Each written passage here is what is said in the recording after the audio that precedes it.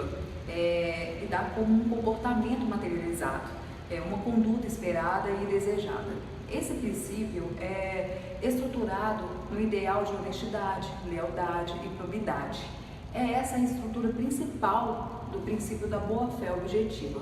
É possível perceber que o princípio da boa-fé objetiva compõe-se de regras gerais de condutas impostas pela sociedade como um todo, levando transparência entre as relações. O novo CPC, interessado em reprimir os comportamentos não cooperativos das partes, trouxe o princípio da boa-fé para mostrar os benefícios da cooperação e garantir rapidez e eficácia na resolução dos conflitos. A boa-fé objetiva, então, é como uma regra de conduta em todo negócio jurídico, no qual as partes, além de cumprir com a sua obrigação, dar, fazer ou não fazer, vão observar deveres mínimos de lealdade e de confiança. Essa função é de todos a mais conhecida por nossa doutrina. Tem como base legal o artigo 113 do Código Civil, que fala: os negócios jurídicos devem ser interpretados conforme a boa-fé e os usos do lugar de sua celebração. Esse princípio tem um suporte em caso de lacunas, no qual a cláusula da boa-fé objetiva deve ser interpretada pelo aplicador do direito para preencher tais lacunas.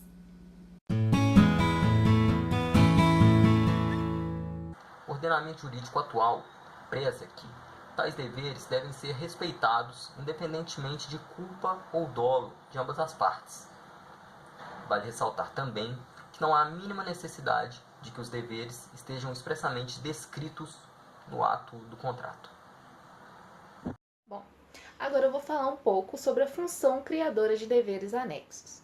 Em toda relação contratual, em toda relação obrigacional, existem deveres implícitos que devem ser respeitados e cumpridos por ambas as partes.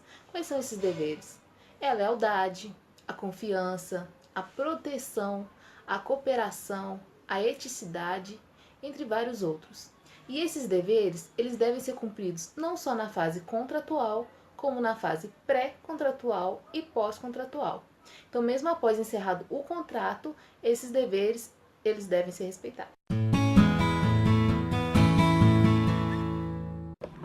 A função limitadora da boa-fé objetiva no exercício dos direitos subjetivos visa coibir abusos e tutelar confiança entre as partes de um contrato.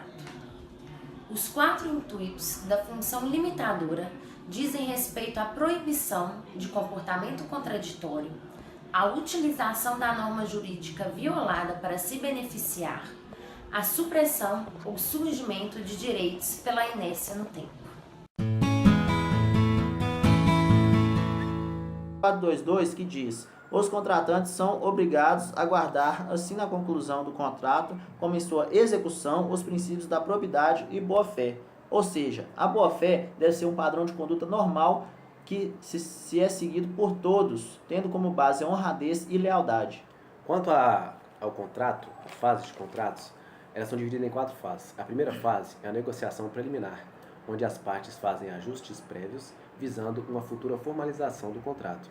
Nessa fase, não há obrigação entre as partes, pois ainda não há um negócio jurídico. Porém, a responsabilidade civil embasado no princípio da boa-fé objetiva nessa parte pré-contratual. A segunda fase é de proposta ou policitação. Nela podemos observar que há uma declaração de vontade na formalização do contrato e que existe responsabilidade no cumprimento da proposta devido à boa-fé objetiva. A terceira fase é a fase de aceitação, ablação ou contrato preliminar. Nessa fase, há a manifestação tácita ou expressa das partes, em que ela tem que ser plena e integral, não sendo permitido manifestação de vontade parcial. Caso as partes queiram adicionar, restringir ou modificar, é necessária uma contraproposta. O contrato conclui-se entre os presentes no momento da aceitação e entre os ausentes via e-mail, carta, fax, etc.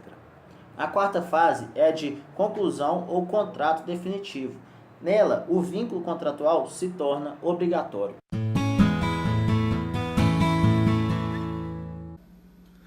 Nos tempos mais remotos, a boa-fé objetiva era considerada meramente como uma intenção dos contratantes e assim conceituada apenas como uma boa-fé subjetiva. No Brasil, deu-se início ao princípio da boa-fé no revogado Código Comercial, Desde sua criação, o princípio da boa-fé objetiva vem sendo aplicado de forma ampla nos julgamentos dos processos em nosso país. Observa-se que a maioria dos magistrados fundamenta suas decisões juntamente com a aplicação desse princípio, ou seja, vem sendo aplicado como fundamento de diversas decisões. Com este trabalho, podemos observar que a maioria dos processos envolvendo a parte de contratos, em suas sentenças, os juízes fundamentam suas decisões utilizando o princípio da boa-fé objetiva. A 31ª Câmara de Direito do Tribunal de Justiça de São Paulo, em resposta ao recurso nominado apresentado pela parte ré, sendo julgado como controvérsia. A parte ré realizou depósito de algumas parcelas atrasadas, baseando-se assim sua sentença a partir do princípio da boa-fé objetiva.